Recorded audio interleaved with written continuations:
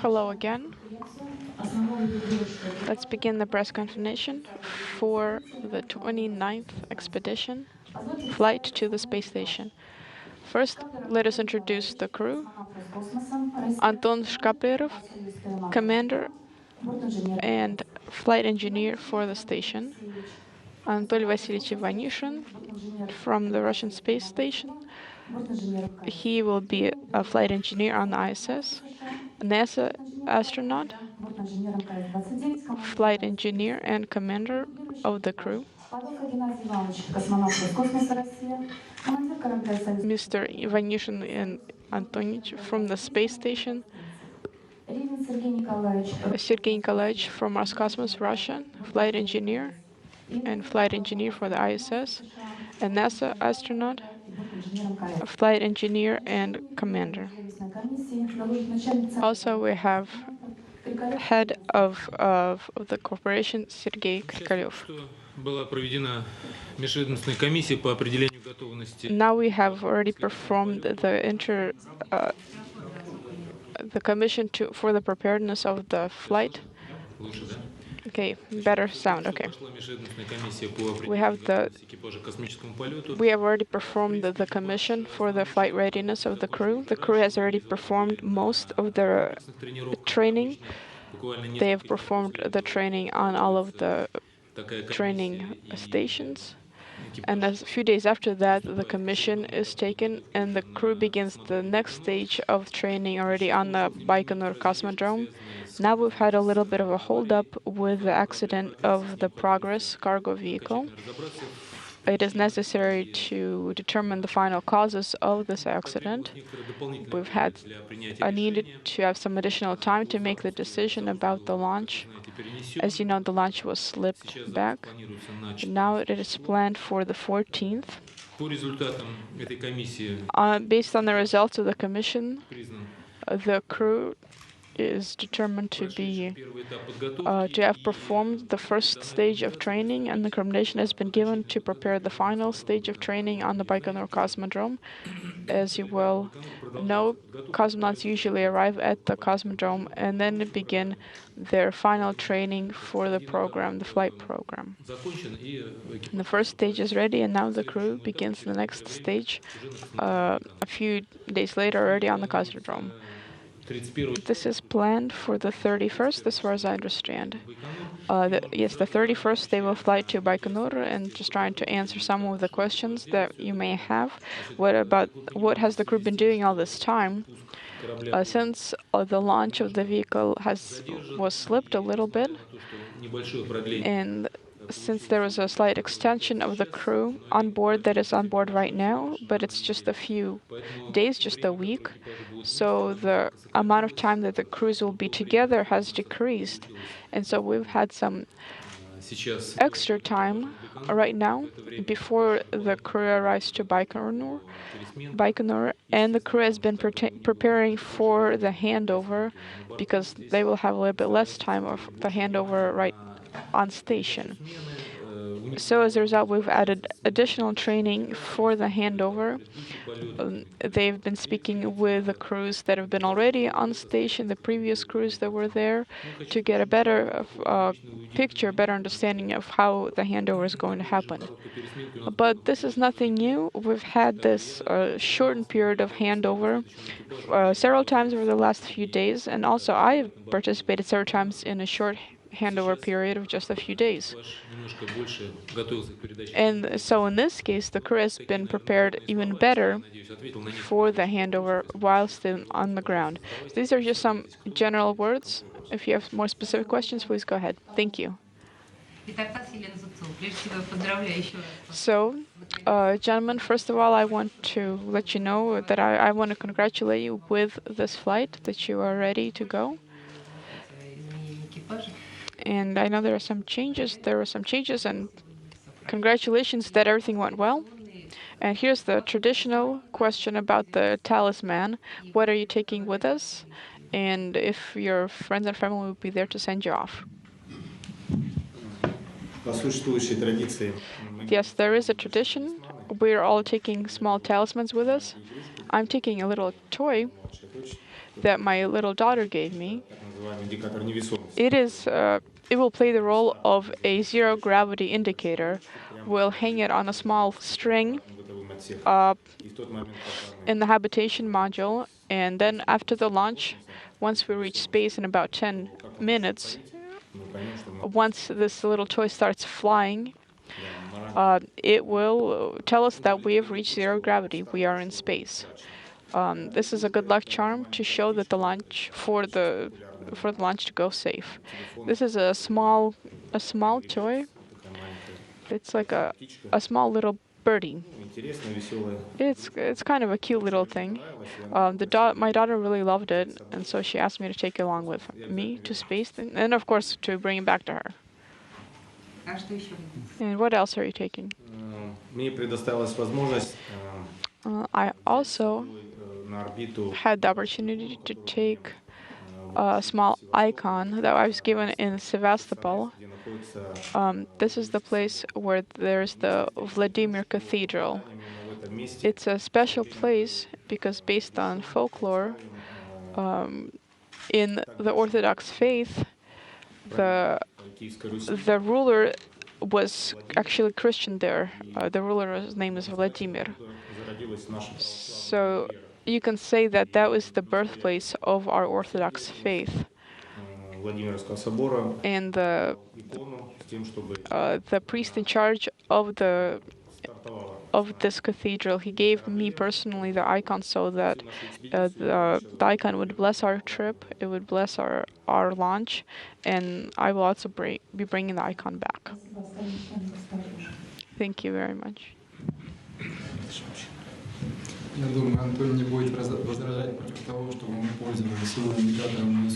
Well, I think Anatoly won't mind if we use if we use his zero gravity indicator, because I haven't had any toys in a while. My son is pretty old, and all the toys that he's used, they're pretty heavy, so I won't be able to use them. As for me, I'm taking just some pictures, some images that I'll be taking along. I think this is a very good tradition that you've had. We've done this on the shuttle as well. I will have with me some photographs of my family and friends, and a few flags, small flags, emblems from the Coast Guard, for example. And I think all of these are really important for us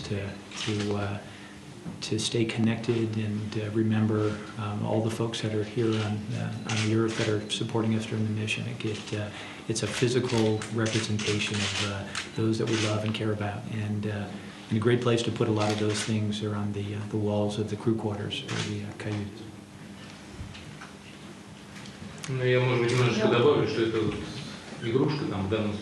Well, I just want to add that this toy is not just an indicator of zero gravity, but also of an overload.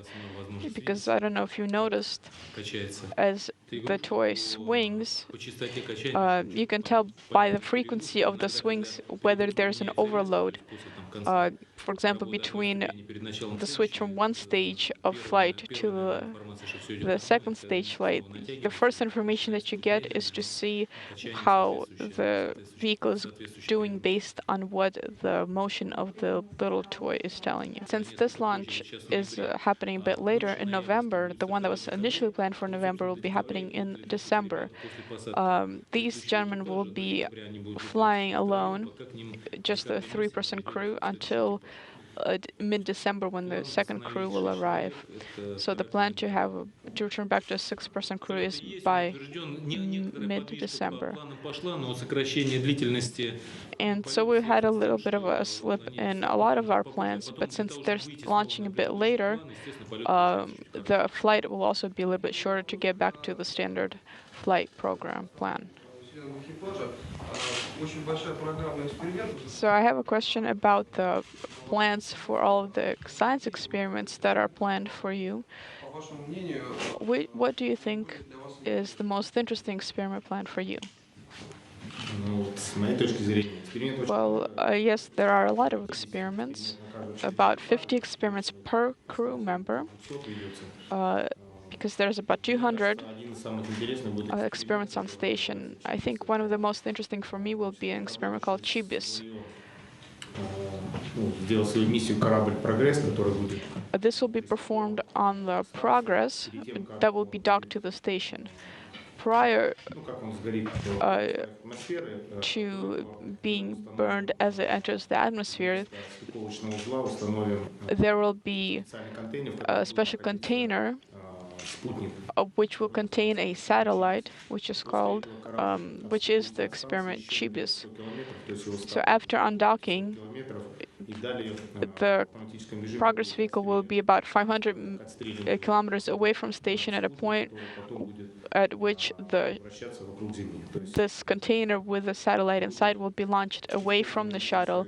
It will orbit around the Earth as the Progress moves into Earth. This is only just the second type of this experiment. The first experiment, similar to this, was much smaller, so I think this will be a lot more interesting. Our task will be to install very carefully the experiment so that the docking and undocking of the Progress would go nominally. And we've got, I think we've already said, we've got several hundred experiments that'll be done during our time on board space station. For me, some of the most interesting, although not necessarily the most enjoyable, because often we're the subjects for them, but some of the most interesting are the ones that study how human beings adapt to spaceflight. And these experiments take a global look at how the human organism changes in space. A lot of those changes are very similar to some of the changes that people experience here on planet Earth during the normal aging process. So to me, these represent ways that we can get direct benefit from the space station that helps people here on Earth, but also from the perspective of an astronaut or cosmonaut, it also represents a way that we can make spaceflight safer so that we can become truly a spacefaring people.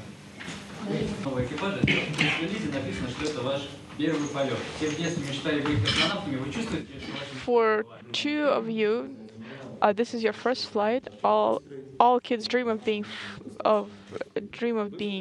pilots. What about you? Have you ever dreamed about being a cosmonaut before?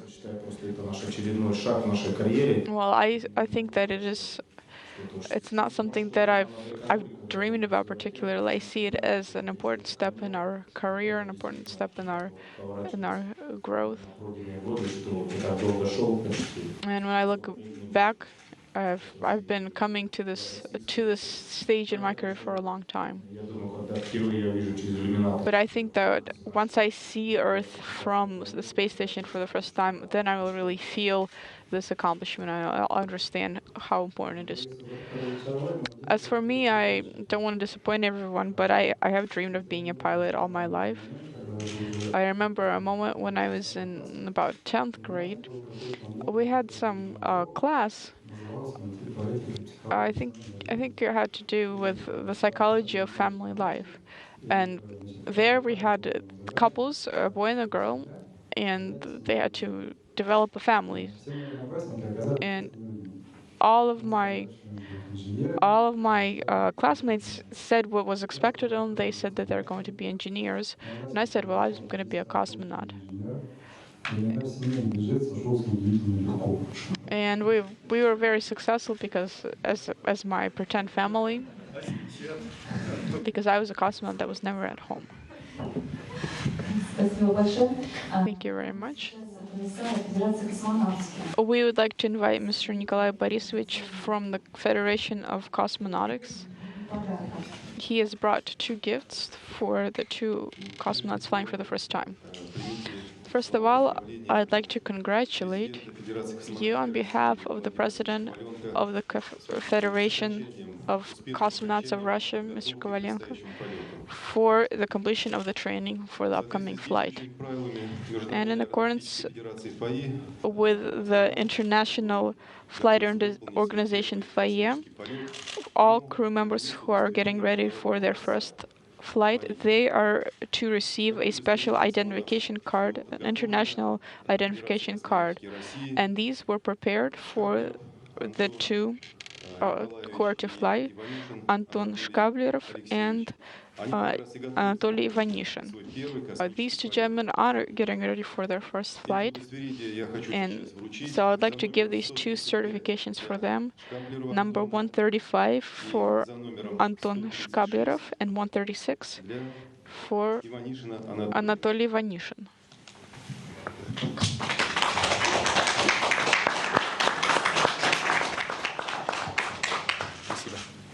Thank you. Thank you so much. Thank you. They will take these IDs with them, and they will take them with them on all subsequent flights as well. I'd like to note that this certification has international immunity. It is in 5 languages written. There is a statement in 5 languages on the last page with a request to provide all sorts of support to the owner of the certification. And I would just like to say that I will be supporting you from down here, from 450 kilometers below your space station.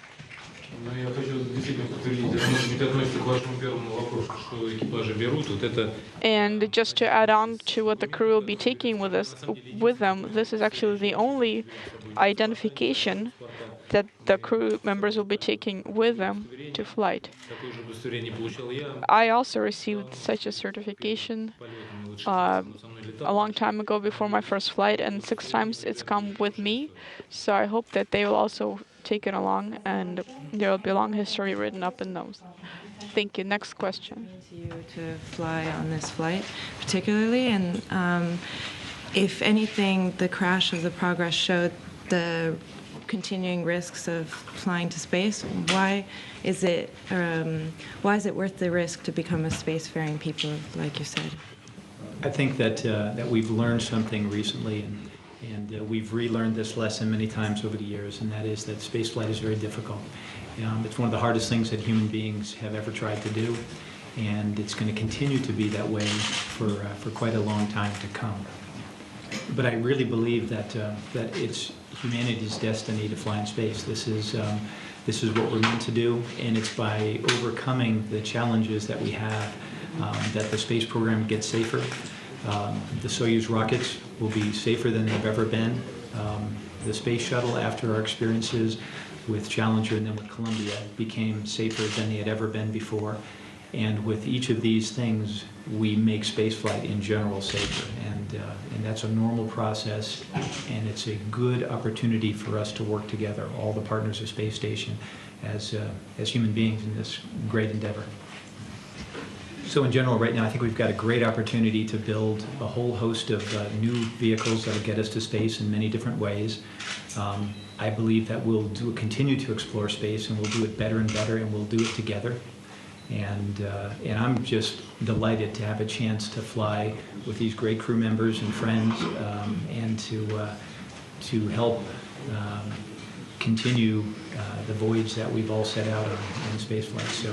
So human beings should do this. We will do this. We'll do it better and better. And at the risk of being too long-winded here, let me just say one thing as an example, a concrete example about how we learned from this lesson and actually made things better. Ordinarily, we have 2 months or 4 months of handover time on orbit. This time we have maybe 5 days. But in fact, because of the situation, that handover time has already begun. We have spent the last 6 weeks training, working with the crew on board Space Station through video conferences, through phone calls, through downlink video. So we, in essence, I think, are better prepared now than we probably would have been had we had the limited time that we ordinarily have on board to work together. We, Anton and Anatoly, are talking with Sergei a couple of times a day, and I'm also working with Mike and Satoshi, learning about the U.S. segment systems. And I've got dozens of hours of videotape that show me just how to operate those.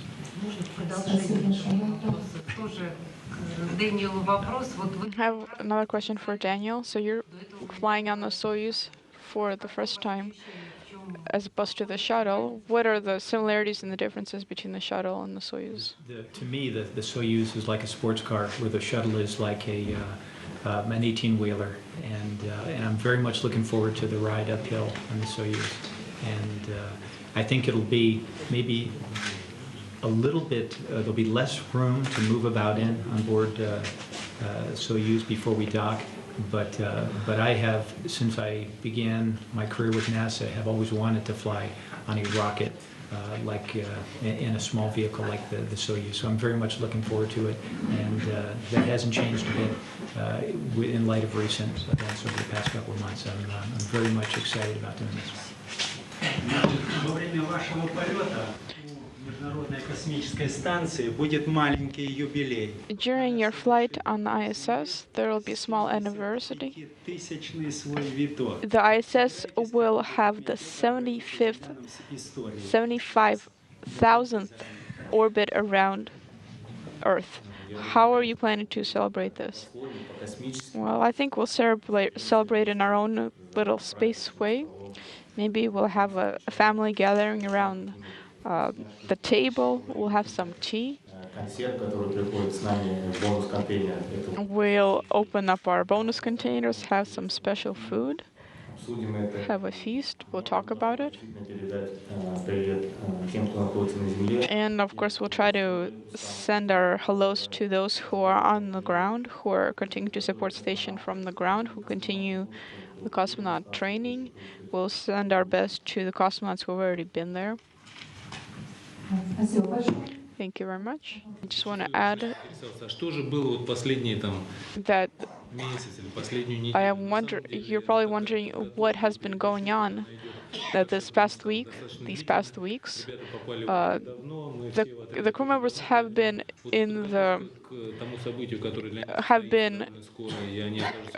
cosmonauts for a long time. They've been undergoing training for a long time, and so they are fully ready. And so it is hard to say what nuance specifically makes the difference. It may be that it's the training that helps in flight. It may be just an unofficial conversation over tea that information ends up being more important on the flight. But I want to stress that this is nominal training, and they're fully prepared. And what is going on right now is additional training, but they're not overloaded in any way. There's been a lot said about the crew who is on station. You've been speaking a lot with the crew. What are the advices that they're giving you? Because they've had a lot of experience on station. And if you can answer the question that I've already asked, why is it worth risking? Why is it worth having a space flight? What does that mean to you? I just again want to stress that we are very closely training with a crew that is already on board. They give us a lot of very important, valuable advice, starting from the very basic household questions like how to prepare food, how to get used to zero gravity. And it's important to speak with them because they can provide this information since they've gone through it themselves. And yes, there is a lot of risk involved. But in the training, we know that there are a lot of off-nominal situations that may occur, and we've prepared for them.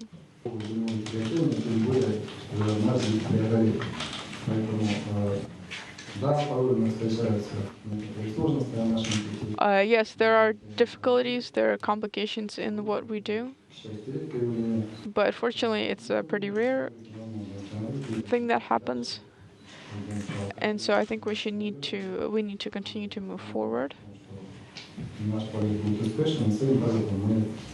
And we need to do everything we can to make our flight a success. Yeah, I'd like to thank all of the people present for their good questions, and the cosmonauts and astronauts for their answers. Thank you so much. Okay, now we can do some traditional photographs. Okay, hand shake as always, traditional handshake. Thank you.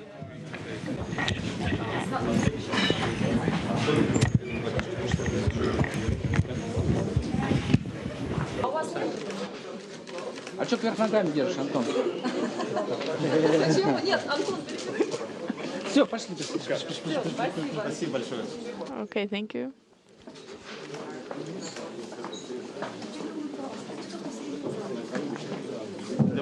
Нормально? Yeah, excellent. So maybe 15, 20 minutes? Oh, yeah.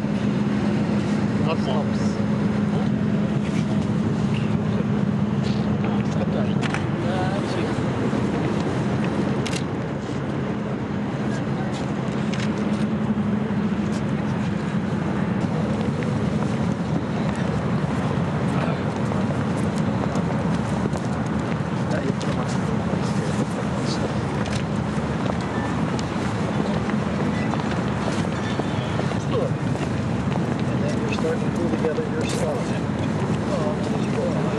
Как твоя охрана?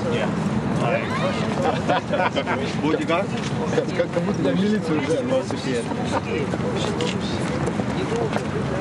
Сейчас посидите, а там пройдете, потом вас проводят.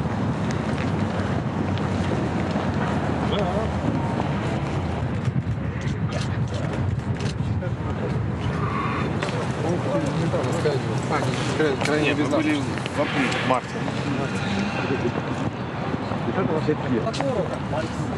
У меня это коробит. Здесь место для прохода есть. Так.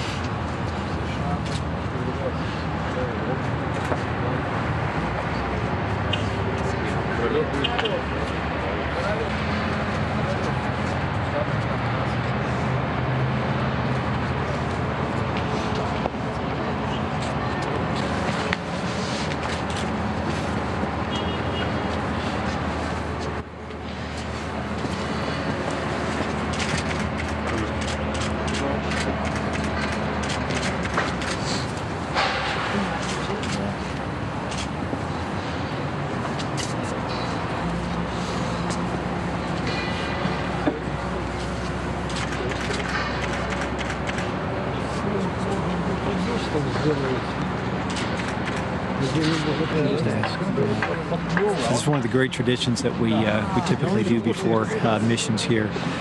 Every cosmonaut, every astronaut that flies aboard Soyuz will come here and visit Red Square and basically just pay tribute to the folks who kind of laid the foundations of the Russian space program. Yuri Gagarin, Sergei Korolev, and the others who kind of paved the way for the Russian program here. So it's one of a lot of very neat traditions. We've got many on that we also do in America, the United States, but this is kind of special, a lot of history here. So.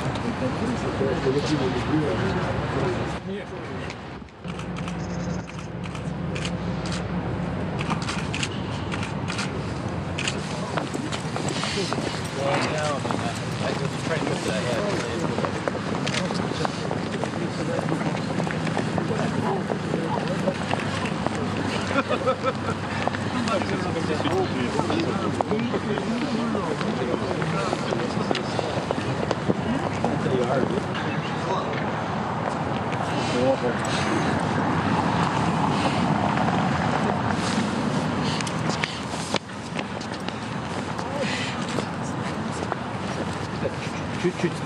Пожалуйста, внимание.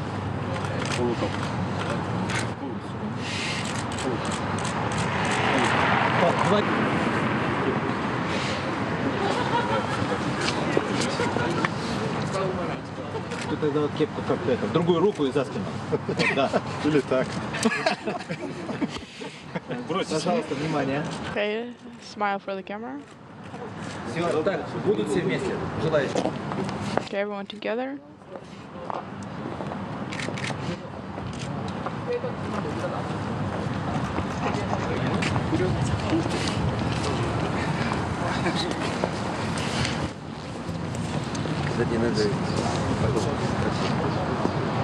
Царь колокол. Bell. Царь был. Yeah, there was a big fire.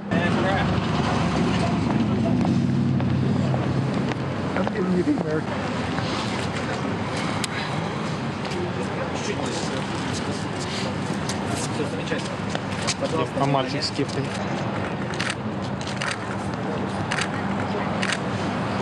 Так, два экипажа вместе. Да, вот.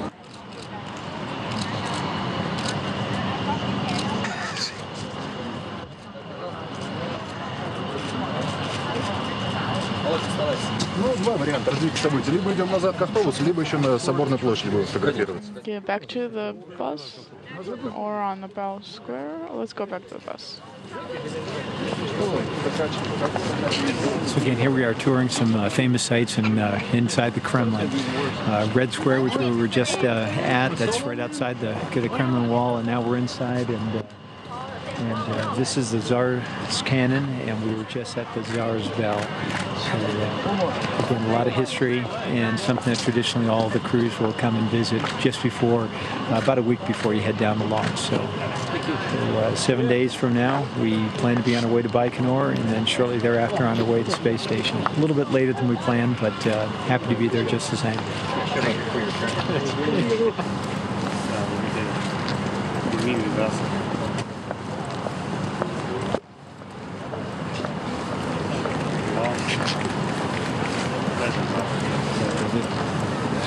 Aren't leather, but warm.